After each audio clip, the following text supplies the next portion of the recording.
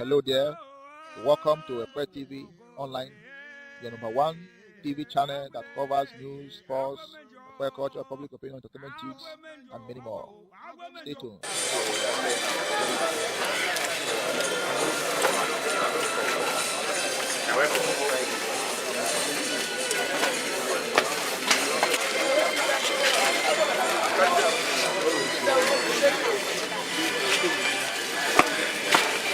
Jesus. Amen. Father, in the precious blood of Jesus, Amen. my Lord and our God, the ancient of days, you are the only God of the universe. Thank you for this opportunity. Thank you for a time like this. Thank you for the very mercy you granted our sons and daughters who are here to sympathize with the flood victims in the Ekpeye nation. And I pray that their visit to Ekpeye today will change their stories in Jesus' name. Amen. Majesty, Your Majesties, this is the logo and the other Magnus Abe. This is all other protocols respectfully observed. My dear wife, our deputy governorship candidate, DJ of our campaign, I respect and stand on all existing protocols. Your Majesty, this is a journey with mixed feelings for a lot of us that are here. Anybody who has experienced the challenge of flood will be able to understand what people are going through at this time. For you to be in your house, and then water is coming from everywhere, and there is nothing you can do about it.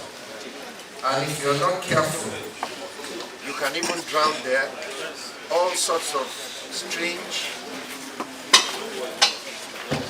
all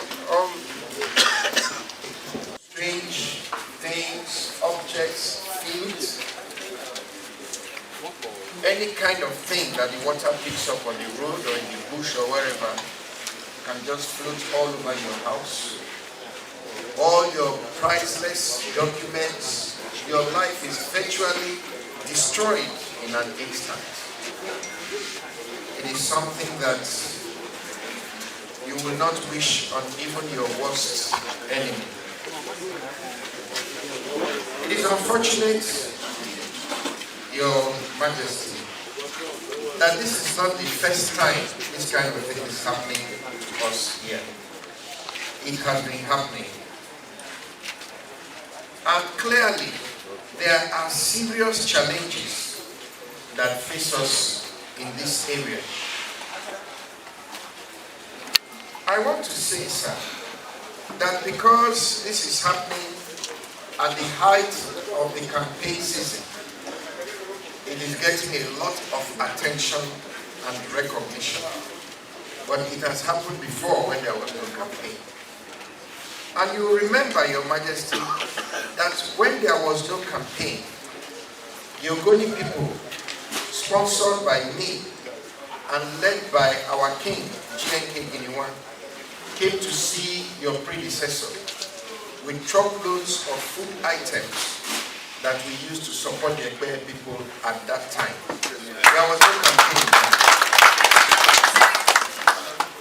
So we are not here today because of campaign. We are here because we understand the enormity of what has befallen our brothers and sisters in these lands. It's not just in Ekpeye, in Upata, in Onelga, in several parts of the state that are low-lying. People are going through a lot. Communities are cut off. I want to say, sir, that it is important as a state that we should begin to think to the future.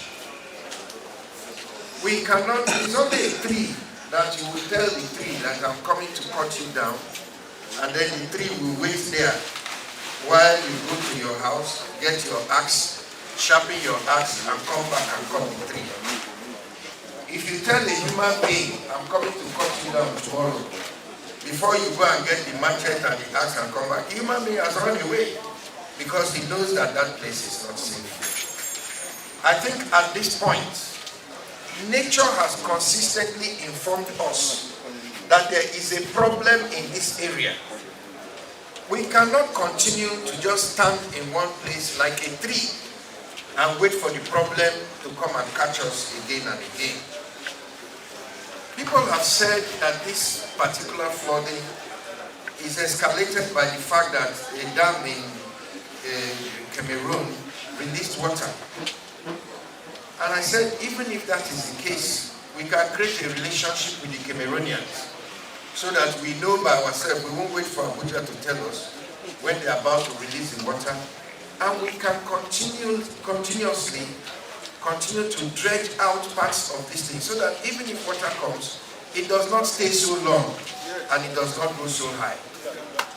We can also do some canalization.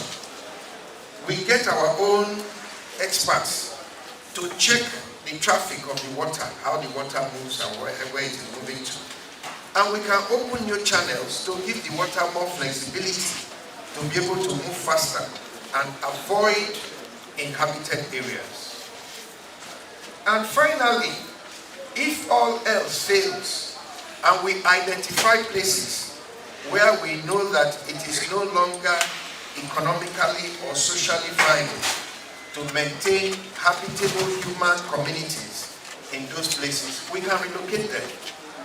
We can move them to a higher place and clear a place for them, build necessary public infrastructure, and let them move from where people cannot stay to where they can stay. But one thing we definitely cannot afford to do is that we cannot afford to continue to sit down and wait for the next flooding to come and catch us exactly the way this one caught us. We can do certain things to mitigate and reduce the impact of this kind of calamity on our people. We have the brains, we have the knowledge, and we have the resources to be able to do something to protect our people in the low-lying lands of River State. So, Your Majesty, we are here today as human beings, fellow human beings, who understand the difficulties that people are facing. There is not much that we can do, but it is like when you have a problem and friends and brothers come and tell you sorry. It may not be much, but the fact that you know that you are not alone is itself a consolation to any human being who is a problem. So we are here today on behalf of our families, on behalf of our party, on behalf of others in River State who also look up to us to come and say to the well people, you are not alone, we are with you. Let me thank you for the proactive steps that you people have already taken. The appointment of Chief Tangod as chairman of the committee, I must say, it shows that you're focused on getting results. Because this is somebody who has the experience. He has served at the very highest levels of government. I've worked with him. And I know that he has the capacity to do this thing. But this particular assignment is different from every other assignment. It calls for patience. It calls for humility. It calls for empathy. It calls for strength. It even calls for prayers and courage. Because when people are suffering, they are not reasonable. And you have to understand that the people are not going to be reasonable because of what they are going through. But I know that God will give you all strength and give you all the wisdom to be able to manage this situation. Your Majesty, we came with certain items and they're carrying them to the store, but these are just samples of what we were able to rally around and bring to help in whatever way help. We also have a little token of cash. We know that no matter what items you have, you're going to need logistics, you're going to need boats, you're going to need vehicles, you're even going to need people that will carry these things, they have to be paid. So we know that a little cash, the committee will prepare a little cash to even be able to begin to distribute the things as you get them. So we brought a little cash token here to also support the work of the committee. We believe that with God on our side, whatever we can do, we should be able to do to help our people. I also want to use this opportunity to commend all those that have responded to this situation. The Rivers State government, the companies that are serving here, public-spirited individuals, whoever that has the milk of human sympathy and has seen what is going on and has come to contribute, I pray that God will bless them and also meet them at their own point of need. So on behalf of myself, my family, and our political family, I present these tokens to the Ekpeye people at this time. And I pray that Almighty God will see you through these difficult times. And it is our conviction. We cannot say that flooding will not happen again, but we can say with some certainty that it will never be this bad ever again in the land and in Rivers. Thank you very much. Items presented for Ekpeye flood victims on this occasion are rice 15 bags, 50 kg. There's beans 100 kg, 5 bags. Of course, pure water sachet 300 bags. Yes. Toilet tissue, toiletries 18 rolls. Granite 20 liters, 5 rubber. Yes. And 30 cartons of Indomie, 30 cartons of salt, 5 cartons of Maggi, 5 cartons of tomatoes, and cash donation of 600,000.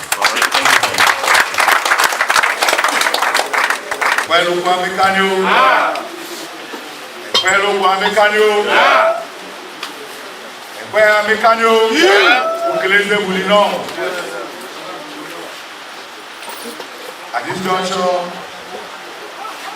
I need to thank the Senator Magnus Abe, the government transparent for SD. Your biggest admirable and beautiful wife, Madam, you're welcome.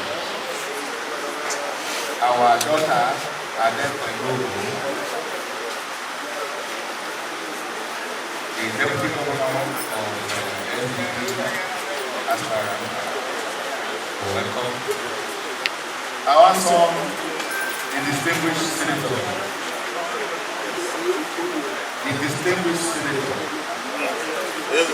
one of our chief,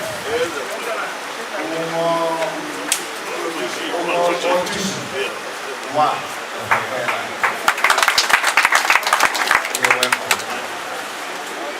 Honorable Dr. Chibwe, you're also welcome. Please do your majesty there, present. You're welcome. The regent of the board, they are present. You're welcome. Ekpeye, you're welcome. The chairman of the committee, His Royal Highness, you're welcome.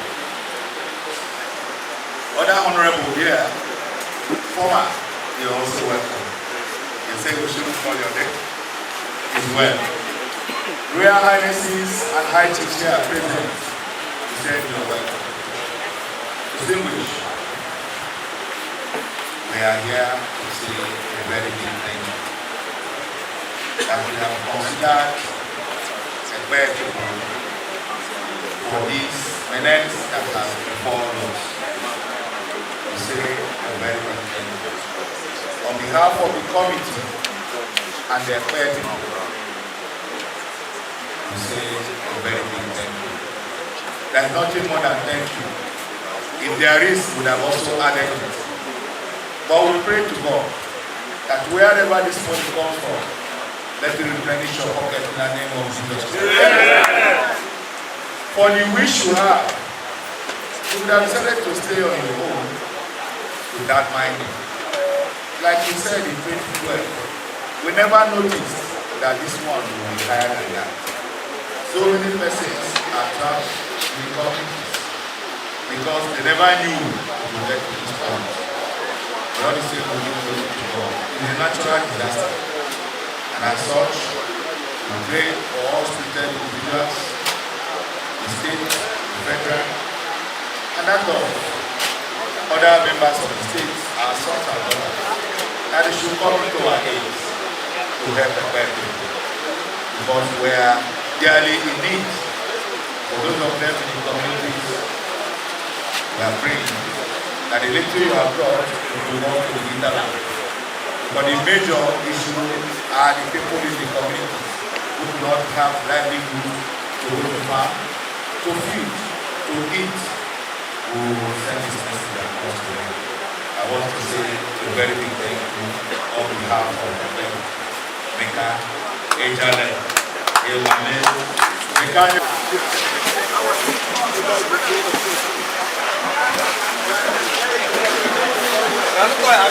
It's not on me.